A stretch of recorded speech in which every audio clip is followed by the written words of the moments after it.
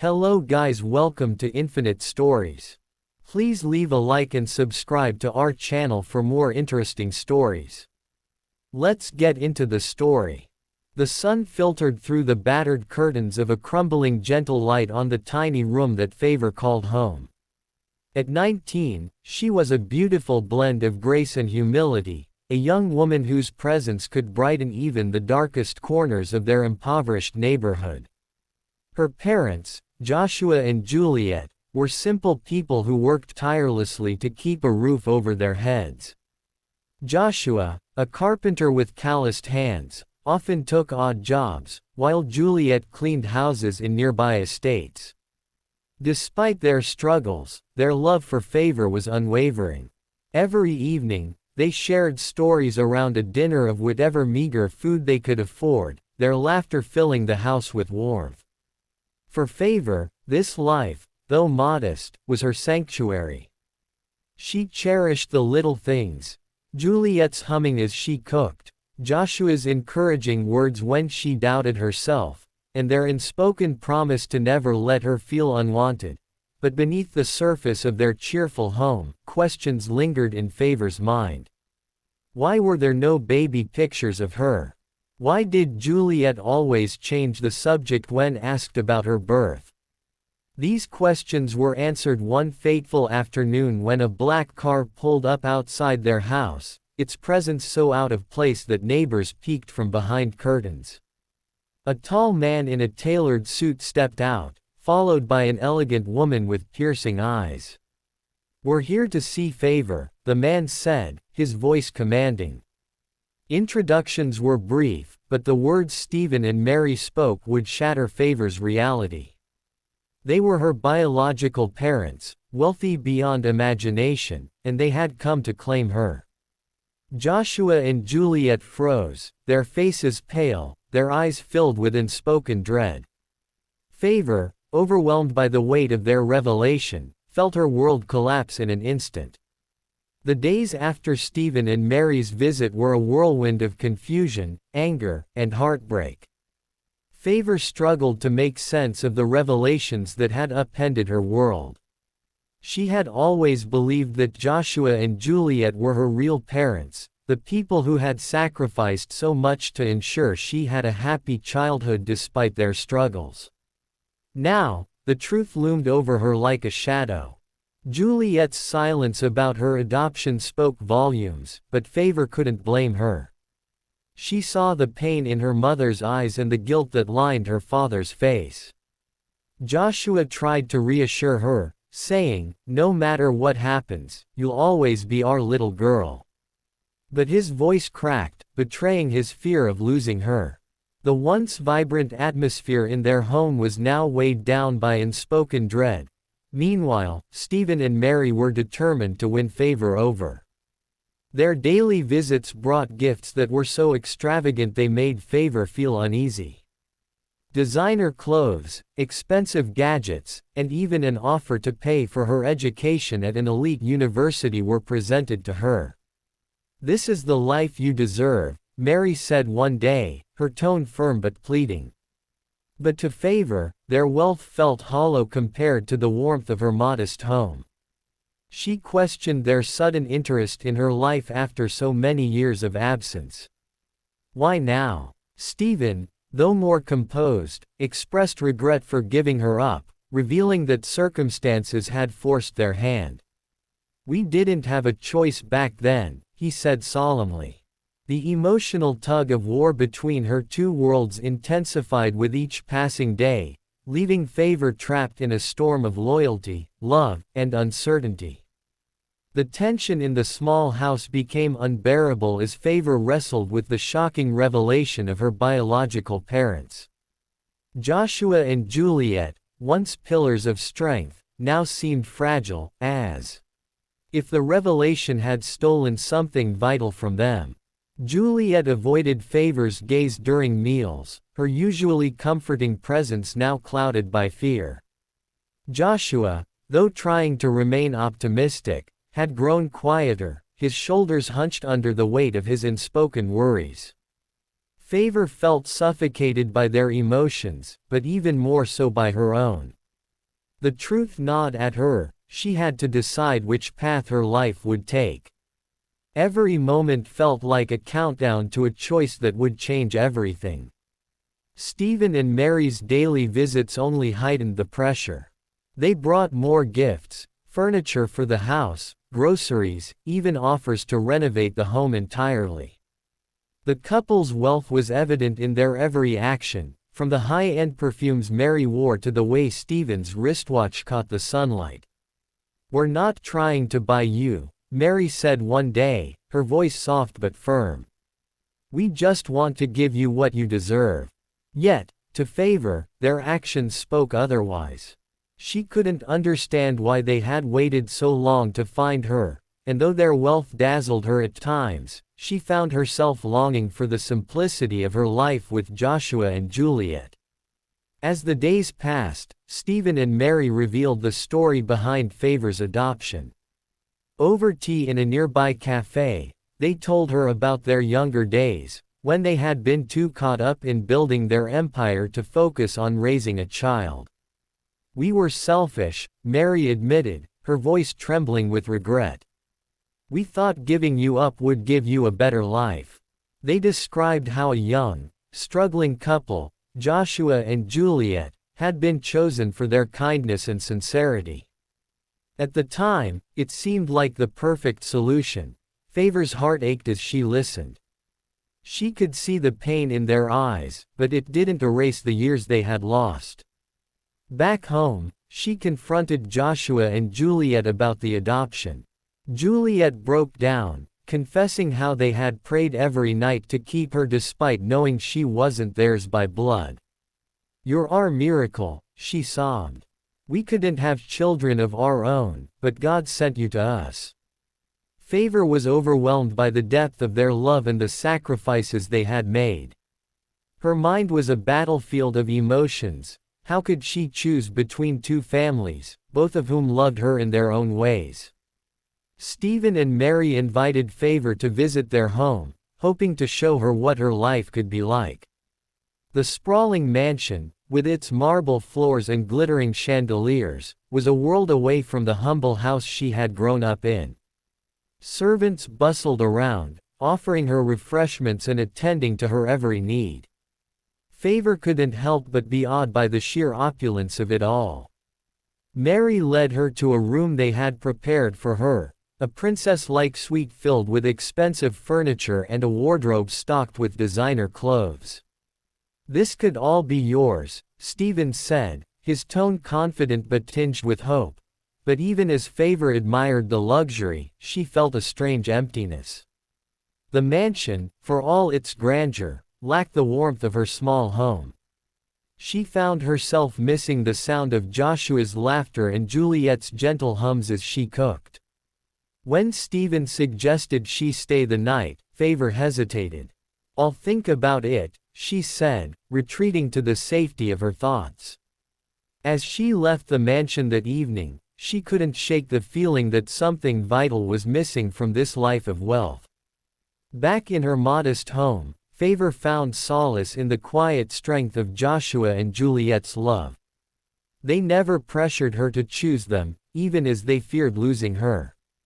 Instead, they continued their daily routines, doing everything they could to make her life better.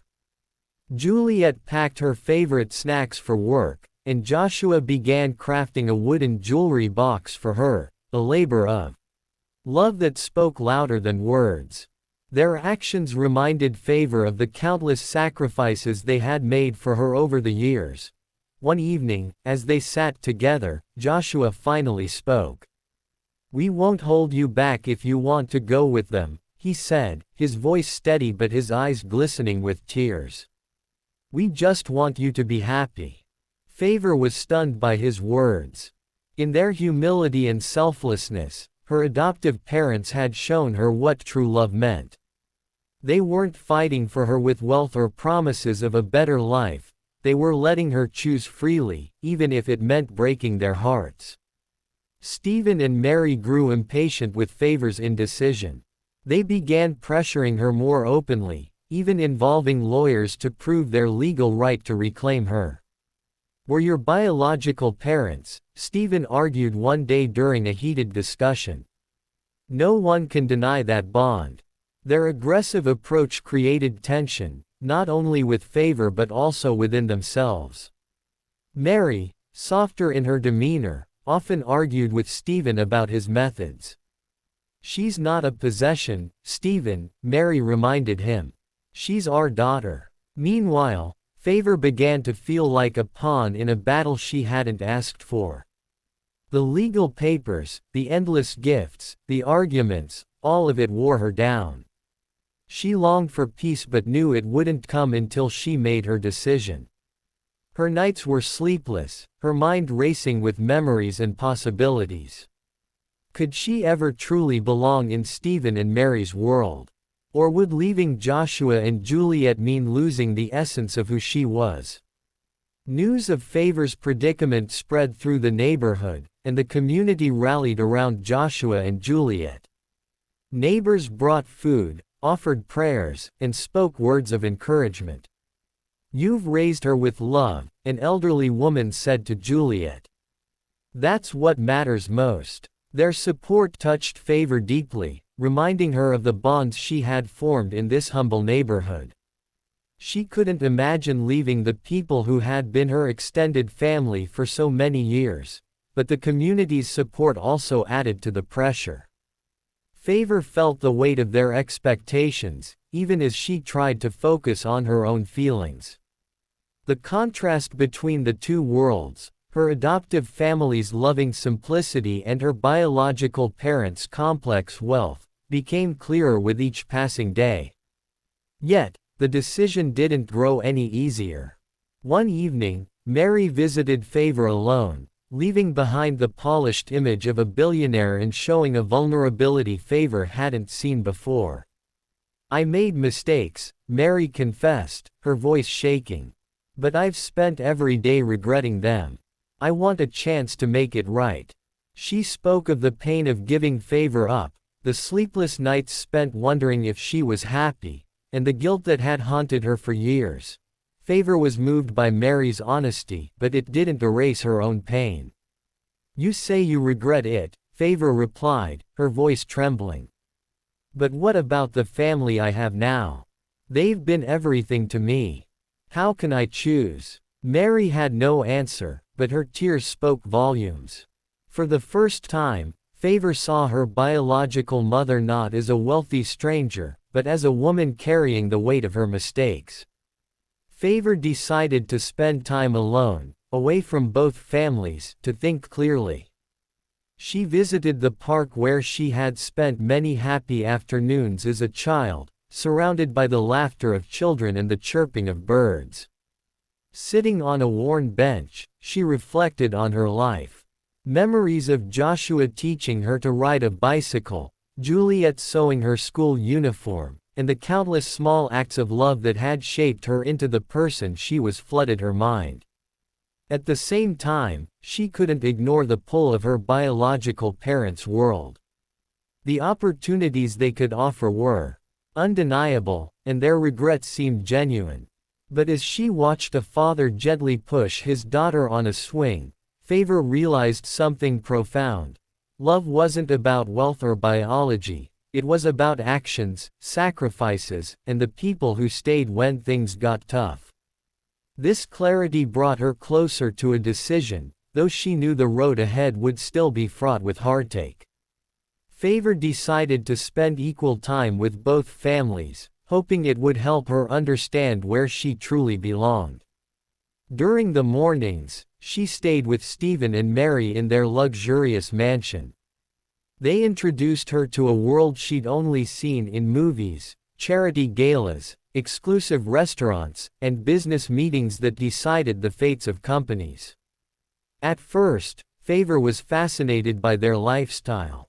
Mary taught her the etiquette of fine dining, while Stephen shared stories of his business empire, emphasizing how she could one day inherit it.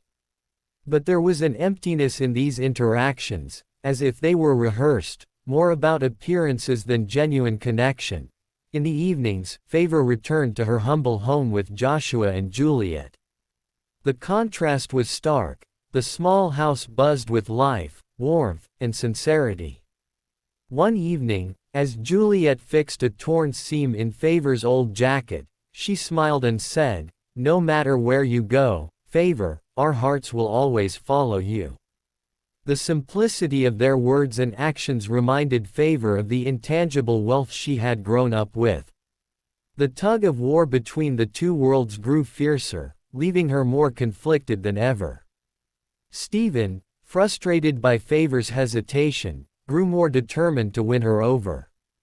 He began involving her in his business dealings, inviting her to shadow him at meetings and presentations. "This is the legacy I've built for you," he said one day as they stood on the top floor of his skyscraper, overlooking the city. His words carried the weight of expectation, and Favour felt a mix of admiration and pressure. Stephen's confidence was impressive, but she couldn't ignore the feeling that he was trying to mold her into someone she wasn't. Back home, Joshua noticed Favour's growing anxiety. He approached her one evening as she sat silently in the corner of their small kitchen. "You don't have to prove anything to anyone," he said, his voice steady and reassuring. "The world may offer you riches, but it's the people who truly love you that matter." His words struck a chord with Favour. She began to see how different the motivations of the two fathers were. Stephen wanted to build her into an heiress. Joshua simply wanted her to be happy. Juliet's health began to falter as the stress of losing Favour weighed on her. She worked longer hours to avoid thinking about the possibility of an empty home. Favour noticed Juliet's exhaustion one evening when she stumbled while cooking. Rushing to her side, Favour realized just how much her mother had been hiding. "You're overworking yourself," Favour said, tears in her eyes. But Juliet brushed it off with a weak smile. "A mother's love never tires," she replied softly. That night, Favour stayed by Juliet's side, listening to her stories of the early days when they had first adopted her. "We had nothing, but we had you," Juliet whispered, her voice heavy with emotion. "You gave our lives meaning." Favour was overwhelmed by the depth of her mother's love. It was a love that asked for nothing in return, a stark contrast to the calculated affection she sometimes felt from Stephen and Mary. Mary invited Favour to lunch at an exclusive restaurant, hoping to have a heart-to-heart conversation. Over the course of their meal, Mary confessed something that shocked Favour. "I was the one who insisted on giving you up," Mary admitted, her voice trembling. "Stephen wanted to fight for you, but I thought our careers were more important." Tears welled in Mary's eyes as she recounted the guilt that had haunted her for years. Favour didn't know how to respond. Mary's honesty was painful but also humanizing. For the first time, Favour saw her biological mother not as a perfect figure but as a flawed person who had made difficult choices. While it didn't erase the hurt, it gave Favour a deeper understanding of her biological parents' past. The layers of her feelings grew more complex, and the decision she had to make loomed larger than ever. The community organized a small fundraiser to support Joshua and Juliet, who had fallen behind on bills due to Juliet's declining health. Favour helped organize the event, decorating the local church hall and coordinating volunteers.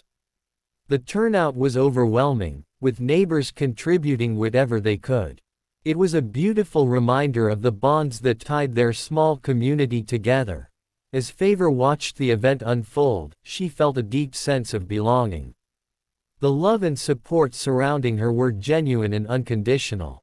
Joshua, always humble, tried to decline some of the donations, but the neighbors insisted. "This is what family does," one elderly man said, placing a hand on Joshua's shoulder.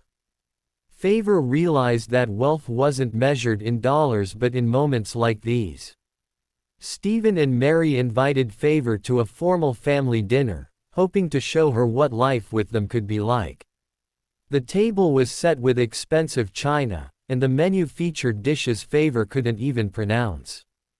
But the atmosphere was stiff and formal, with every conversation feeling like a performance. Stephen spoke about his latest business ventures, while Mary discussed her upcoming charity gala. They tried to include Favour, but their world felt foreign and isolating. Later that night, as Favour lay in the guest room of their mansion, she felt an emptiness she couldn't explain. Despite the luxury, there was no laughter, no warmth, no sense of home. She thought of Joshua's handmade furniture and Juliet's home-cooked meals. Their modest house might not have chandeliers, but it was filled with love. The stark difference between the two families became increasingly clear. Stephen decided to escalate matters by involving the courts, seeking legal custody of Favour. When the notice arrived at Joshua and Juliet's home, it felt like a bombshell. Favour was devastated. Why would they do this? She asked, tears streaming down her face. Joshua reassured her, saying, "No court can decide who you are, Favour. Only you can." Stephen's decision caused a rift even within his own family. Mary, horrified by the legal action, argued with him late into the night. "She's not a prize to be won, Stephen," Mary shouted. But Stephen was relentless, convinced that legal action was the only way to secure their daughter's future. Favour felt trapped, caught in the crossfire of two families who loved her in very different ways. The court hearing was a tense and emotional affair. Stephen's lawyers presented a compelling case, emphasizing their biological connection and financial capability. Joshua and Juliet, represented by a pro bono lawyer from the community, argued that love and care mattered more than wealth. Favour was called to testify, and her words carried the weight of both families' hopes. "I love both my families," Favour said, her voice trembling. "But love isn't about money or biology. It's about the people who have stood by me through everything." Her testimony left the courtroom silent. The judge, moved by her words, decided to give Favour the right to choose where she wanted to live. It was a bittersweet victory, but it placed the ultimate decision squarely on her shoulders. Back at home, Joshua presented Favour with the finished wooden jewelry box he had been crafting.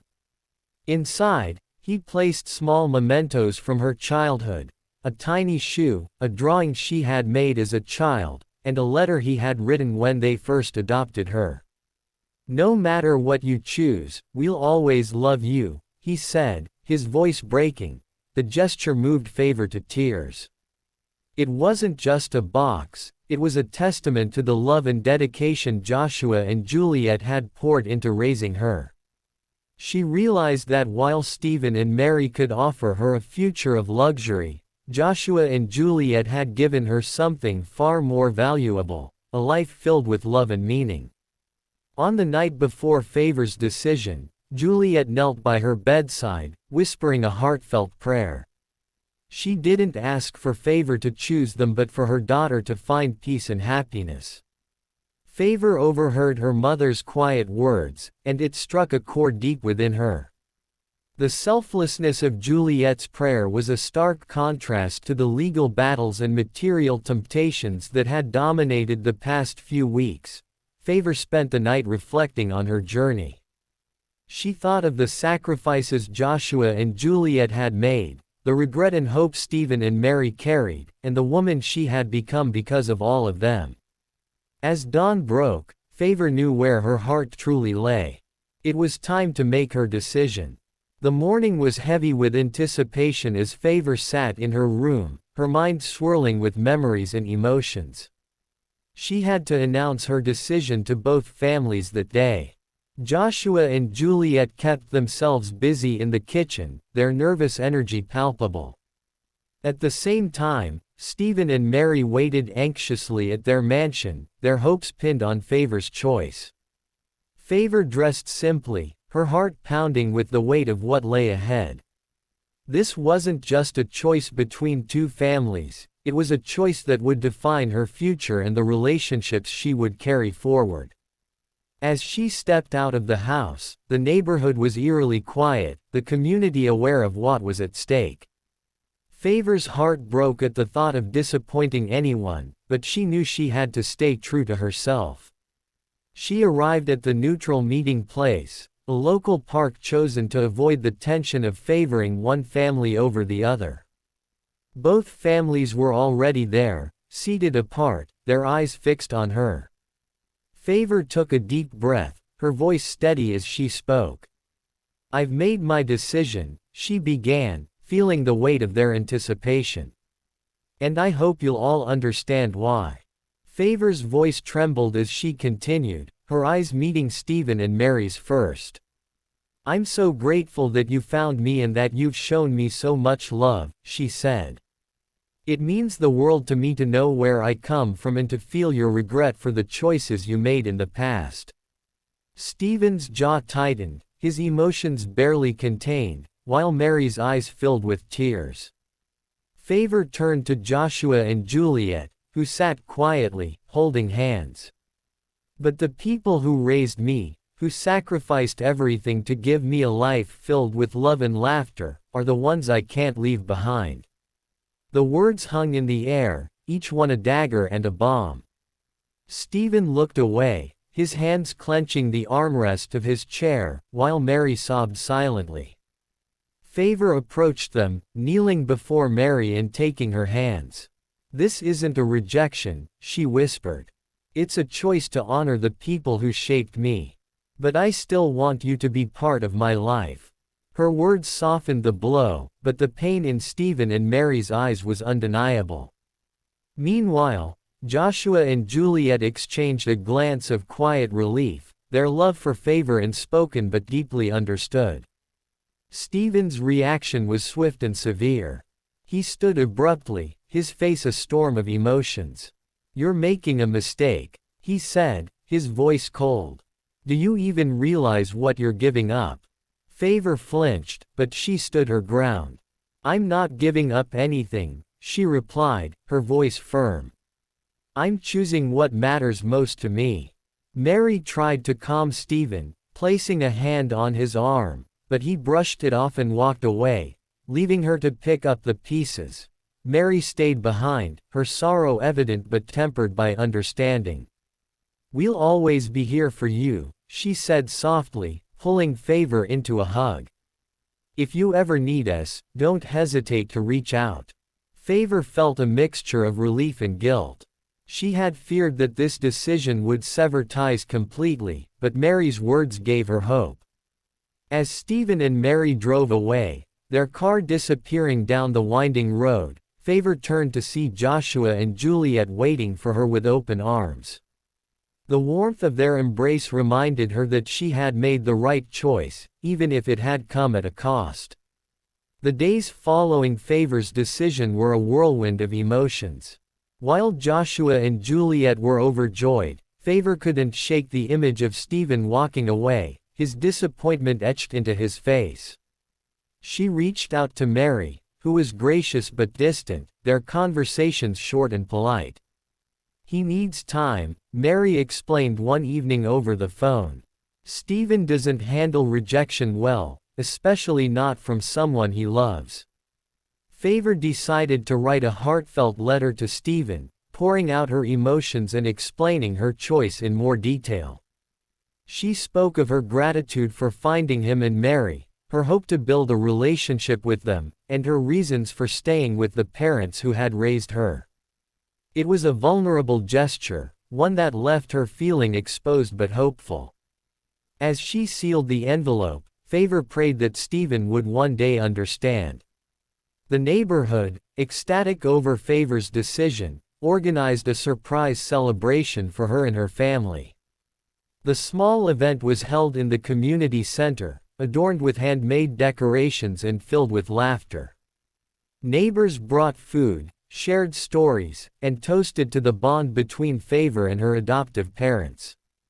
It was a moment of pure joy, a reminder of the love that had shaped Favour's life, As Favour stood to thank everyone, she felt a deep sense of belonging. "I wouldn't be who I am without this community," she said, her voice filled with emotion. "You've all been my extended family, and I'm so grateful." The crowd erupted in applause, and for the first time in weeks, Favour felt a sense of peace. The celebration was a testament to the life she had chosen, one rooted in love, humility, and unwavering support. Weeks passed before Favour received a response to her letter. It came in the form of a brief, typed note from Stephen. "I read your letter," it began. "I'm not ready to forgive, but I'm willing to try. Call me when you're ready to talk." Favour's heart leapt at the possibility of reconciliation, but she also felt the weight of his words. The road to mending their relationship would not be easy. Favour shared the news with Juliet, who encouraged her to reach out. "Healing takes time," Juliet said, "but it's worth it." Favour decided to wait a little longer, giving Stephen the space he needed while preparing herself for the conversation that could redefine their relationship. One sunny afternoon, Favour made the call. Stephen answered, his tone guarded but not hostile. Their conversation was tentative at first, filled with awkward pauses and careful words. But as they talked, the tension began to ease. Stephen opened up about his own struggles, admitting that his anger stemmed from feelings of guilt and loss. "I wanted to make things right," he said, "but I went about it the wrong way." Favour listened patiently, her heart softening with each word. She assured Stephen that her decision wasn't a rejection of him or Mary but an affirmation of the life she had known.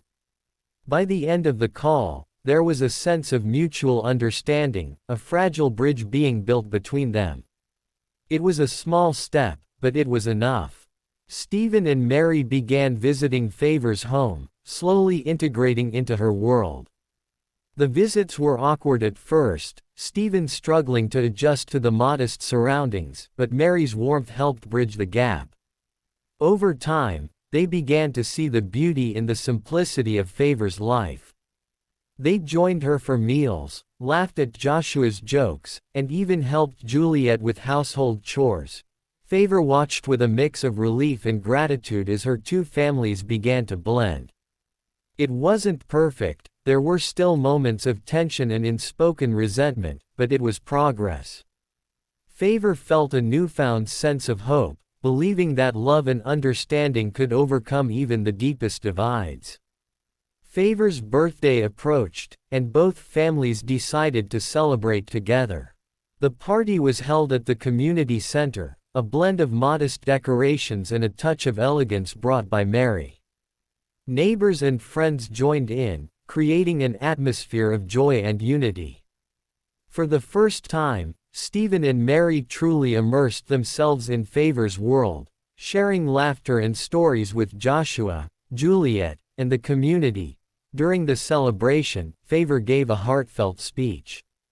"I'm so lucky to have two families who love me," she said, her voice steady but filled with emotion. "Today is proof that love can heal, even when things seem impossible." The room erupted in applause, and Favour felt a sense of completeness she hadn't thought possible. The day after the party, Favour sat on the porch with Joshua, Juliet, Stephen, and Mary. The air was filled with the sounds of birds chirping and children playing nearby. As they sipped tea and shared stories, Favour felt a deep sense of gratitude for how far they had come. The journey had been painful and messy, but it had led to a place of understanding and love. Stephen turned to Favour, his expression soft. "You've taught me something I didn't understand before," he said. "Family isn't about wealth or blood, it's about the people who stand by you." Mary nodded in agreement, her eyes glistening with tears. Favour smiled, her heart full. She had chosen her path, and though it wasn't easy, it had brought her the peace and unity she had longed for. The future was uncertain, but with both families by her side, Favour knew she could face anything. As weeks turned into months, both families began settling into a rhythm that allowed them to coexist. Favour often mediated between the two sides, ensuring that no one felt left out. Stephen and Mary gradually learned to appreciate the simplicity of Joshua and Juliet's lifestyle, even joining community events that they would never have considered before. On one occasion, Stephen surprised everyone by helping fix the local playground, a task that left him sweaty but unexpectedly fulfilled. Joshua, on the other hand, started opening up about his insecurities. One evening, as the two families sat around a fire pit in the backyard, he admitted, "I was terrified we'd lose you, Favour. I thought we weren't enough for you." Stephen, to everyone's surprise, placed a reassuring hand on Joshua's shoulder. "You were more than enough," he said. "You gave her what we couldn't." It was a moment of mutual respect, a rare but significant breakthrough in their complex relationship. One day, Favour received an unexpected invitation from Stephen and Mary. They wanted her to join them on a business trip abroad, an opportunity to see how their empire operated firsthand. At first, Favour hesitated, unsure of how Joshua and Juliet would feel about her going. But Juliet encouraged her. "It's a chance to learn and grow," she said. "We trust you to stay true to yourself." The trip was an eye-opener. Favour marveled at the scale of Stephen and Mary's business ventures, but she also noticed the pressure they lived under. Every decision was scrutinized, every action carefully calculated. It made her appreciate the freedom and authenticity of her life back home. While she admired their drive and success, she realized that she didn't want to live a life dictated by external expectations. The trip reaffirmed her choice to stay grounded in her values. Stephen, impressed by Favour's composure during the trip, proposed an idea. He wanted her to take on a small role in the family business. "Nothing too demanding," he said. "Just a chance to get your feet wet and see if it's something you'd enjoy." Favour was intrigued but cautious. She discussed the proposal with Joshua and Juliet, who supported her decision to give it a try. The role required Favour to spend a few days a week at Stephen's company, learning the basics of management and strategy. While it was challenging, it also gave her a sense of accomplishment. Favour found herself bridging the gap between two worlds, taking lessons from her humble upbringing and applying them to the corporate environment. Her unique perspective began to earn her respect within the company, even from skeptical executives who doubted her capabilities. Amid Favour's budding career, Juliet's health took a turn for the worse. She began experiencing severe fatigue and frequent bouts of dizziness, prompting a series of hospital visits. Favour put her training on hold to care for her mother, staying by her side through every test and treatment. Stephen and Mary, seeing how much Juliet meant to Favour, offered financial support, ensuring she received the best care possible. During one particularly difficult night, Favour sat by Juliet's bedside, holding her hand. "You've always been my anchor," she whispered. Juliet, though weak, managed a smile. "And you've been my greatest joy," she replied. The bond between them deepened, and Favour realized more than ever why she had chosen to stay. This wasn't just about loyalty, it was about love that transcended circumstance. As Juliet's health improved slightly, Favour had an idea to honor both her families. She proposed starting a community initiative that would combine Stephen and Mary's resources with Joshua and Juliet's grassroots connections. The goal was to provide scholarships, build infrastructure, and support small businesses in underprivileged neighborhoods like the one she grew up in. Both families embraced the idea, though for different reasons. For Stephen, it was an opportunity to make a meaningful impact, while Joshua saw it as a way to give back to the community that had supported them. Together, they launched the initiative, naming it Favour's bridge, to symbolize the unity of two worlds. The project brought the families closer, proving that collaboration could achieve what neither could accomplish alone. Stephen, who had always been driven by success, began to change through his involvement in Favour's bridge. Spending time in the community gave him a new perspective on life. He started valuing relationships over profits, prioritizing quality time with his family. One afternoon, as he and Joshua worked together to repair a community center roof, Stephen turned to him and said, "I've been chasing the wrong things for so long. Thank you for showing me what really matters." Joshua, taken aback, simply nodded.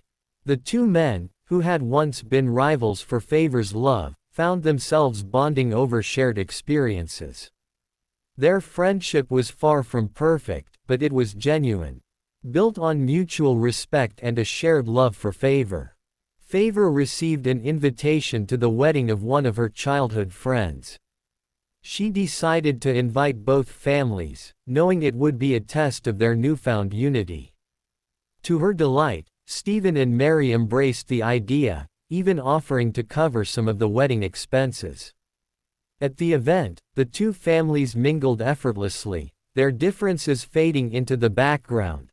As they danced and laughed together, Favour felt a surge of pride. Her dream of seeing her families united was finally becoming a reality. The wedding was a celebration not just of love but of the healing and growth that had brought them all to that moment. It was a reminder that even the deepest wounds could heal with time and effort. Stephen, impressed by Favour's work with Favour's Bridge, offered her a leadership role in the initiative. "You have a way of bringing people together," he said. "This project is your vision, and it deserves your leadership." Favour was hesitant, worried about the time commitment, but Joshua encouraged her to accept. "This is your chance to make a difference," he said. The role challenged Favour in new ways, pushing her to grow as a leader. She worked tirelessly to expand the initiative's reach, partnering with other organizations and securing funding. Her efforts began to gain recognition, and she was invited to speak at conferences, sharing her story and inspiring others. Favour's success became a source of pride for both families, who saw her as a bridge not just between them but between two very different worlds. As Juliet's health stabilized, the family decided to celebrate her 50th birthday with a grand party. The event brought together friends, neighbors, and extended family, creating a vibrant tapestry of people who had shaped Favour's life. Stephen and Mary, once outsiders, were now an integral part of the community, their laughter and joy blending seamlessly with the crowd. During the party, Favour gave a heartfelt toast. "To my mother, who taught me what it means to love unconditionally," she said, raising her glass. "And to all of you, who have shown me that family isn't about where you come from but how you choose to love and support each other." The room erupted in applause, and Juliet's tears of joy reflected the love that surrounded her. Years later, as Favour stood at the ribbon-cutting ceremony for a new community center funded by Favour's Bridge, she looked out at the crowd and saw both her families standing side by side. It was a moment of triumph, not just for her but for everyone who had believed in her vision. The center was more than just a building, it was a symbol of unity, resilience, and love. After the ceremony, Favour walked over to Joshua, Juliet, Stephen, and Mary, who were deep in conversation. "You've all given me so much," she said, her voice filled with emotion. "And because of you, I've been able to give back."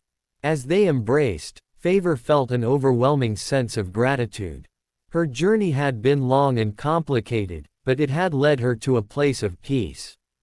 She had chosen love, and it had transformed not just her life but the lives of everyone around her. That's the end of the story. What did you learn from this amazing story?